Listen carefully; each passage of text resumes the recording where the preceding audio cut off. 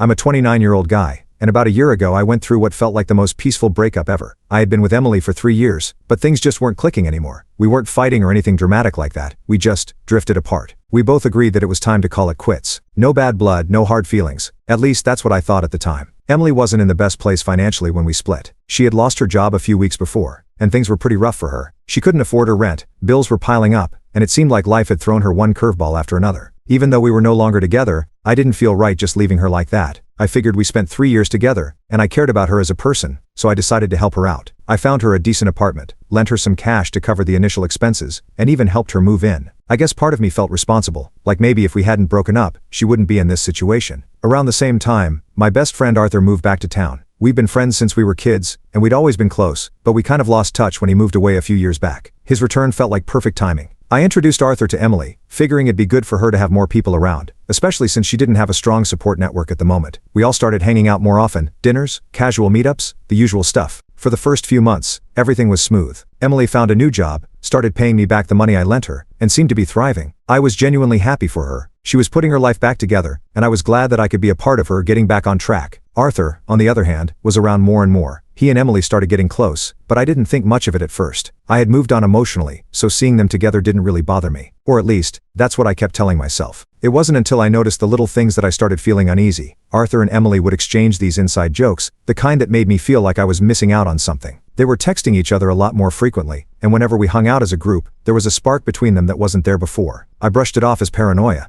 I mean, I had no reason to think anything was happening, right? We were all friends. One night though, things shifted. We had all gone out for drinks, and afterward, I decided to head back to Emily's place with them. When I walked into the living room, Arthur and Emily were sitting a little too close for comfort, talking quietly. The whole vibe was off. They immediately jumped up when I came in, acting like nothing was happening, but the tension in the room was hard to ignore. I didn't say anything, but it was the first time I seriously questioned whether something was going on. After that, hanging out with them became awkward. It felt like I was the third wheel, even though we were supposed to be just friends. The vibe between the three of us was different, and I couldn't shake the feeling that I was being pushed to the sidelines. Still, I kept convincing myself that I was overthinking it. I mean, I didn't have romantic feelings for Emily anymore, so why should it matter if she and Arthur were getting closer? But it did matter. The more I thought about it, the more it started eating at me. I felt weird, like I was losing two important people in my life at the same time. I didn't want to believe that they were hiding something from me, but the signs were there. Eventually, I decided to confront Arthur. It was an awkward conversation, to say the least. He downplayed everything, saying they were just friends, and that I had nothing to worry about. He even told me that he would never cross that line without talking to me first. I wanted to believe him, but something still didn't feel right.